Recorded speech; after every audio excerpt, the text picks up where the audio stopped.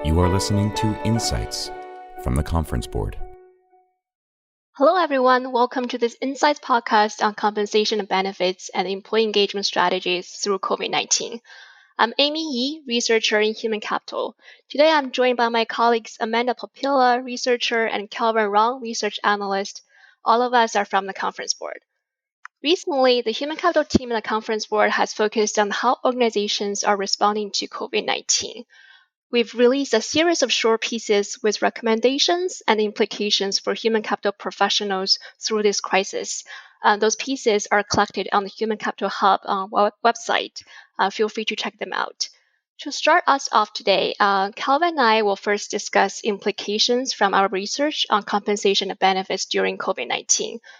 During this turbulent time, I think it's really critical for organizations to introduce new policies that are employee-centered and also communicate those changes in an empathetic, timely, and transparent manner. They will help employees ease their stress, avoid confusion due to the changes, and improve the overall well-being and experience of employees. Now let's get started. So Calvin, from our conversations with a number of different organizations, what are some main tactics have you seen that organizations are implementing in response to COVID-19? Well, for frontline tactic, to protect employee safety, the first thing that organizations are looking towards is changing PTO policy. So a popular example are PTO extensions. And while they can happen in many different ways, the point of it is to ensure that employees have the time they need to take care of themselves and their loved ones. For example, JP Morgan is offering 5 extra days of paid leave, and also they're extending over the carryover period for unused vacations from the previous year. Starbucks are also offering employees 14 days if they've been diagnosed with COVID-19 or exposed to a confirmed case. Starbucks is also limiting the barriers to get tested by providing catastrophe pay, covering shifts for up to 3 days for employees to get tested. A more nuanced example, or rather, a more interesting example that we've been seeing is with PTO donation programs. A North American information consulting company already had a PTO donation program. How it works is essentially you would get an email saying, hey, one of your coworkers has a qualifying condition and they require more PTO. Would you like to donate any of your unused or unwanted PTO to the bank? But it was only limited to your direct coworkers. So they simply just expanded this program for the entire organization. And we have seen some challenges with these policy changes. The biggest one is a more mundane challenge. It's simply how to keep track of all these changes. Some companies are simply offering more days. Some of them are rolling over unused PTO, and some are even creating a brand new time code for COVID-related 19 leave. Very interesting. Yeah, I've also heard that many organizations have expanded their PTO programs to ensure that their employees themselves have the time to receive treatment if they contract the virus and or use the time to care for their family members who might be affected during the pandemic. So, Calvin, what are other benefits that organizations are currently offering to prioritize their employees' health? Yeah, a really popular thing that's been coming up is telehealth. Essentially, health insurance providers and organizations are partnering together to increase the usage of telehealth. Several insurance providers are making it easier by waiving copays for virtual visits. And while telehealth isn't a new concept, it's becoming an extremely important concept in the world of social distancing. And I think it's really easy to see why. It provides an option for employees to receive diagnosis and treatment for any physical or mental issues through video chat without having to leave their home and risk any exposures. Yeah, very interesting. I haven't tried telemedicine myself, but definitely interested in doing that in the future. So glad to see that telemedicine has become much more prevalent as the majority of us have been following the stay-at-home guidelines. I think it really offers a great level of flexibility and also makes our life much easier and convenient.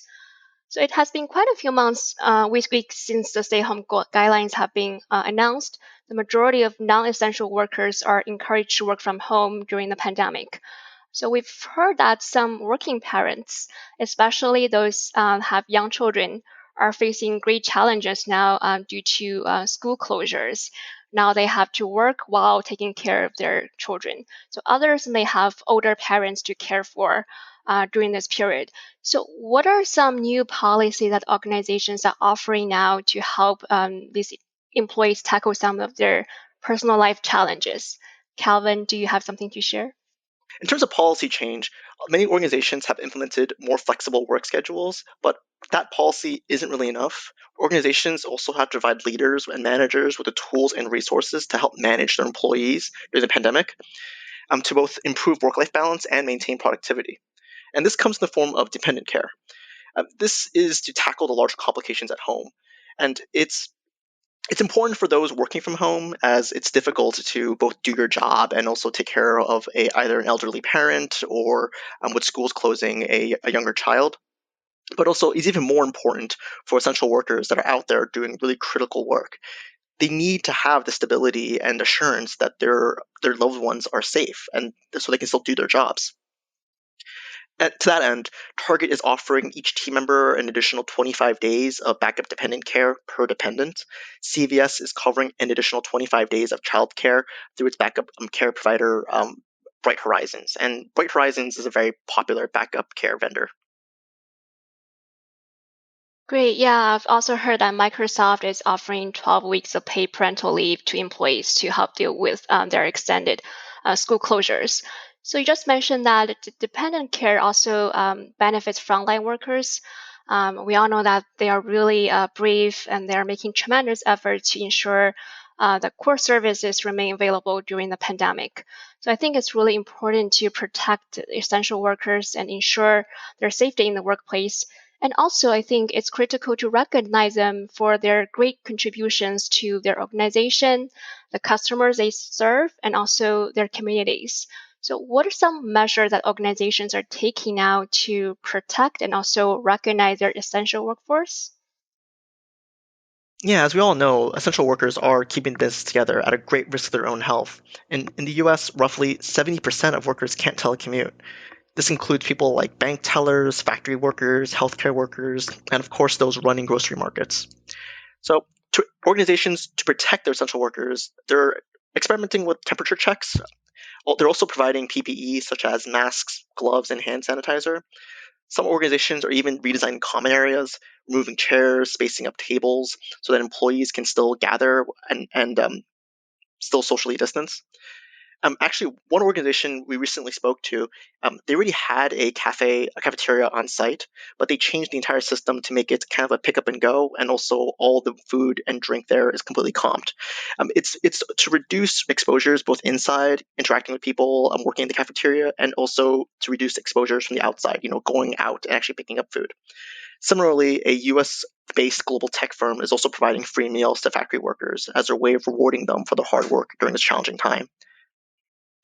Other companies are experimenting with something called recognition pay. Bank of America is providing eligible branch staff with an extra $200 supplemented on a biweekly basis. Costco, Dollar Tree, Kroger, and a whole bunch of other companies are implementing an extra $2 per hour premium for their hourly employees. Yeah, those are very innovative and thoughtful initiatives, especially some companies are offering free meals to their workers because I think most of the dining halls in the companies and also the restaurants outside are not closed. So it would have been really difficult for them to get the lunch while working. So what about the employees who are working from home now? I know a lot of changes have happened since the outbreak. Many people are dealing with different levels of stress and anxiety. Some might be due to they don't know how long the isolation will last.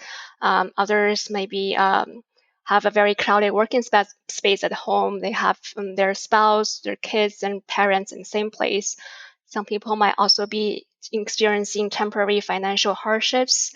And also, a lot of people, include myself, are worried about the sedentary lifestyles and trying to find out ways to become healthier.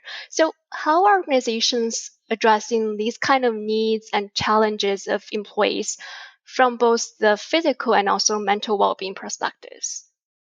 Of course, it's become extremely common for companies to have virtual happy hours to increase morale and to keep team cohesion. But also, organizations are experimenting with employee assistance programs and regular check-ins to reduce stress. Adobe, for example, has an interactive web portal that offers employees and their family members with a wide range of access to tools and online information and resources related to health and wellness. They even offer free consultation to assist employees with financial issues such as insurance, mortgages, taxes, things like that. Exos has been providing remote employees with wellness tips on screensavers and also offer one-on-one consultations with dietitians and coaches to lead them through digital movement sessions, meditations, and guided exercises. PwC has a whole habit bank. It's broken down by physical, emotional, mental, and spiritual needs, and it's really detailed. It includes habits like turning off your smartphone notifications, doing one thing at a time, winding down before bed, and just generally good habits to keep up. They provide the habit itself as well as how to promote these behaviors. Wow, what a great idea to have a habit bank. And great suggestions, by the way. I'm going to write them down. They are really helpful for me as well. Thanks, Calvin. So with that, we're going to take a short break for some quick announcements and be back in just a minute to continue this conversation with what HR leaders can do to maintain employee engagement during this crisis. Can you, your team, or your company benefit from insights such as the ones provided in this podcast? They are immediately available when you join the Conference Board, a membership-based think tank that delivers trusted insights for what's ahead. Reaching across industries and geographies, we bring together our noted experts, senior executives from the world's largest companies, and nonpartisan practical research to help you address your most important business issues. Our membership packages are tailored to your organization's unique needs and budget. To learn more about our offerings, go to www.conferenceboard.org and click Join on the top bar to connect with one of our product specialists. Hello, everyone. We're back in this Insights podcast. We've been talking about how organizations can adapt their human capital practices during and after the global COVID-19 pandemic. So most of the compensation and benefits adjustments that Calvin and I just mentioned focus on immediate needs of employees during this crisis and may only remain effective for the short term. But I do believe that many of these policies can have a lasting impact on how employees perceive their company and also their job. I think most people have noticed that today that our work life and also personal life are increasingly interconnected. So the compensation and benefits policies that greatly impact our personal life will also affect how engaged we are at work, I think. So now I'd like to turn to Amanda to share a bit more on engagement. Welcome, Amanda. Nice to have you. So, Amanda, first, can you tell us a bit more why it is important to consider employee engagement during a crisis? Yeah, thank you, Amy. And this is an important question because even with the focus on the immediate needs right now of workers and their families, organizations need to remember that employee engagement is important right now as well. So the way that an organization treats its employees will have a lasting impact on engagement and even retention for a couple of reasons. So the first is that continuation of work and our productivity is really dependent on employee engagement. An employee's motivations and their focus might decrease right now, and that's going to affect their productivity. So doing everything that we can to keep that motivation, that engagement high, will help us as we get through this crisis. And then the second is that engagement is important for retention of employees after the crisis. So you might be familiar with the Conference Board, our C-Suite Challenge. It's our yearly survey of executives, so CEOs and other C-Suite executives. And year after year, one of their top challenges is attracting and retaining employees. So companies that don't treat their employees well now are likely to face lower engagement in the future that will lead to increased voluntary turnover once employees do have other options in the future. Yeah, definitely. I think that's probably what many companies have seen and or experienced about 10 years ago after the Great Recession. So what are some of the things that organizations can do to maintain engagement? Amanda, do you want to share a few examples? Absolutely. So we do have a short report on engagement on our website, and we call the 8 elements of an engaging culture. So the Conference Board first introduced these elements in the DNA of Engagement series, but today they're even more critical than ever. Our recommendations are focused on what organizations can do. They are focused around these 8 elements, and all 8 are on the website, but I'll mention just a few of them here today. So the first one is, the element is develop an organizational philosophy that emphasizes a core purpose. So what this means for now is it's important to remind employees of the vision and values of an organization, and that might be changing right now. So many organizations, they're actually shifting their focus from what they normally do day to day and might be producing hand sanitizers or face masks. We're seeing a lot of those examples. But organizations can tell these stories, talk about what's important for the organization and what good work they're doing for their clients or customers or their communities or even their employees themselves. So, for example, a lot of healthcare providers are telling stories of the impact that they're having on patients and those that have been affected by COVID-19. But even other organizations, they're able to tell stories about the good work that they're doing. As Calvin mentioned before the break, workers are able to donate their paid time off to other employees. And so telling some of those stories, how we're helping each other through this crisis, is vitally important right now.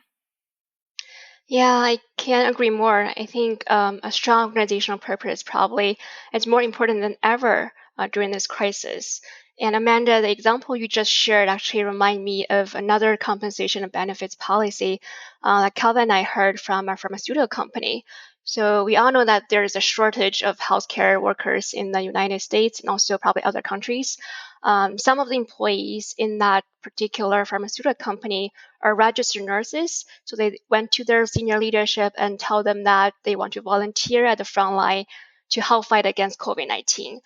And because the company's mission and purpose are to cure more diseases and save more patients' lives, so the senior leaders decided immediately that those employees who join as temporary frontline volunteers will be granted like 3 months of pay leave.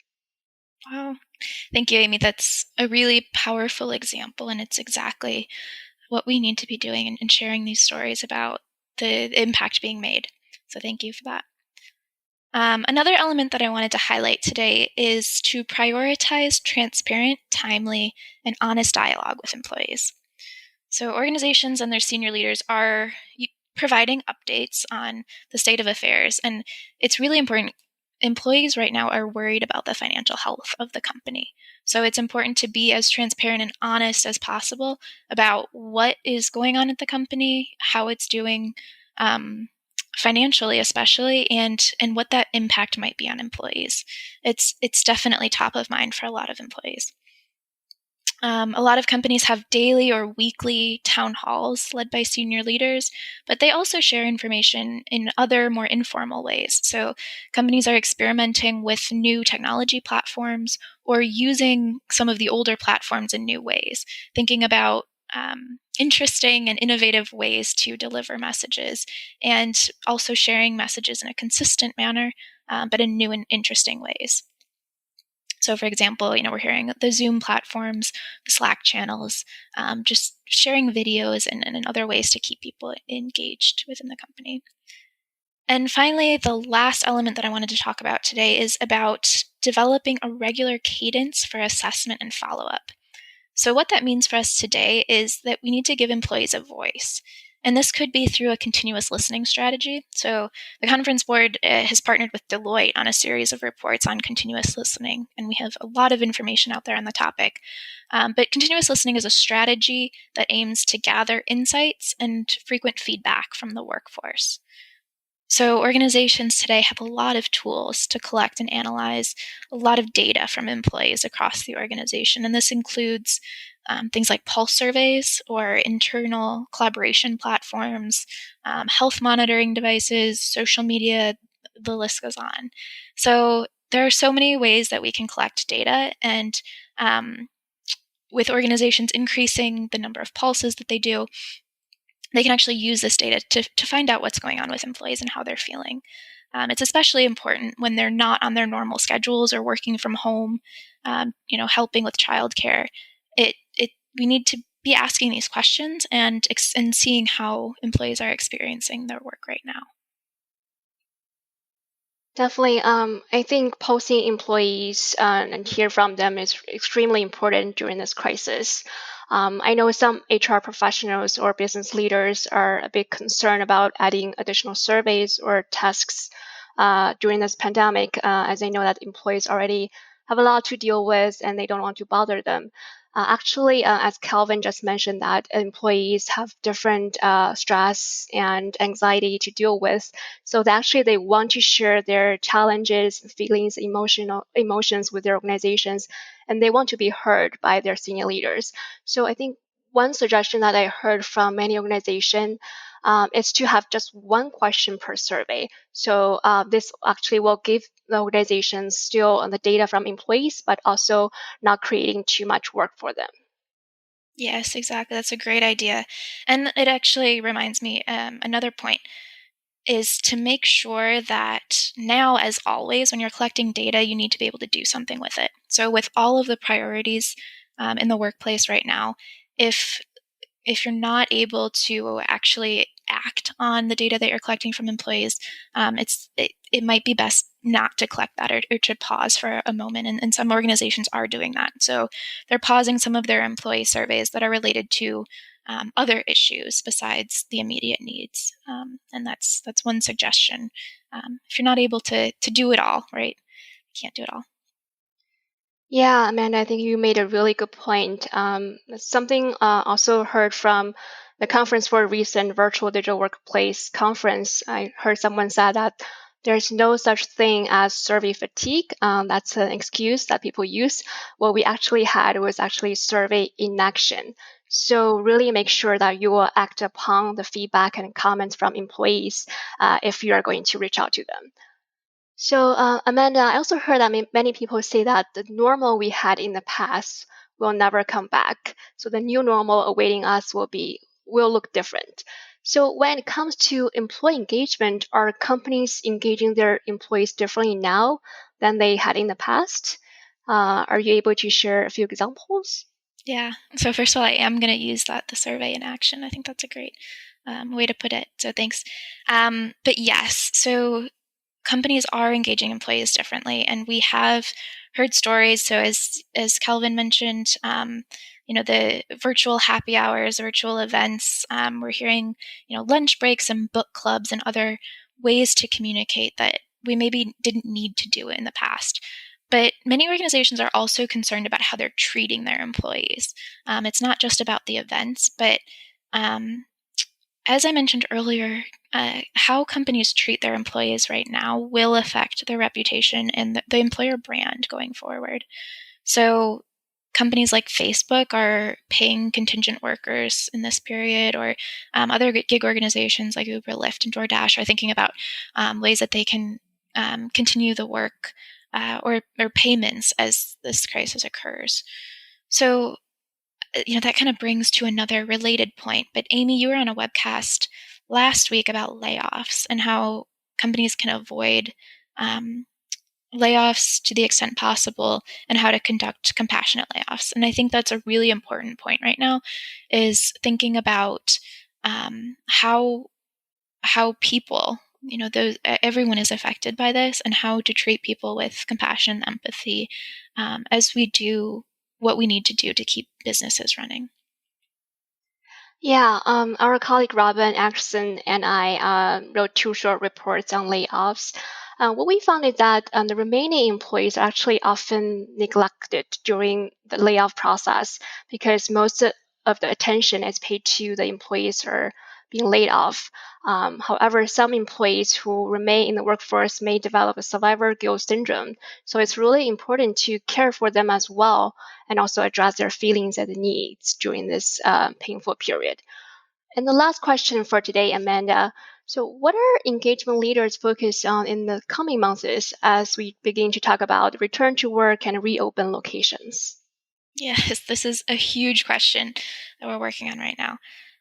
It's not just engagement leaders, but all HR leaders and business leaders are thinking about what are we going to do, and how do we reopen, or how do we get to the new normal, like you mentioned. Actually, the conference board, we just released a planner on our website to help organizations to keep track of this, of what they're doing, what they need to think about as they reopen. So it's available for free by clicking on the COVID-19 banner that's on our homepage, conferenceboard.org, and then scrolling down to, it's called the Reset and Recovery Planner. So I definitely recommend that all of you kind of check that out. It is available for free, and it's a really good tool to help think about these things. But for engagement specifically, we talked about tracking employee metrics, doing pulse surveys and getting the real employee sentiment right now, and using that to kind of think through how to reopen. What are employees concerned about? What are their biggest challenges? And what do we need to do as business leaders and HR teams to help with that next phase for employees? But we're also getting questions from HR and business leaders about the business impact of engagement. So with all of the business priorities right now, why do we focus on engagement? Why is this important? And while it may not seem top of mind to everyone at the moment, organizations can use people analytics and provide risk assessments and attain employee feedback about important processes. We talked about productivity measures that are going to be different in a virtual environment and also going to be different during a crisis. And so we can use all of this data and engagement practices to make real business impact. So it's all information that's going to be really invaluable to organizations as they consider what's next. Great suggestions, Amanda. I think most organizations are now transitioned from the crisis phase to the recovery stage. As they plan for return to work and also begin to execute their plan, I think it's critical to gain data in real time and also evaluate to adapt and also make adjustments based on employees' feedback and also the talent and business outcomes as a result of the plan. So Calvin and Amanda, thank you so much for joining me today, and thanks to our listeners for tuning in to the conversation today. If you enjoyed this episode, please remember to subscribe to our Insights podcast series or explore the entire catalog of podcast programming from the Conference Board by visiting our website at www.conference-board.org/podcasts. This is Amy E. from the Conference Board, and thank you for joining us for this edition of Insights. This has been Insights from the Conference Board.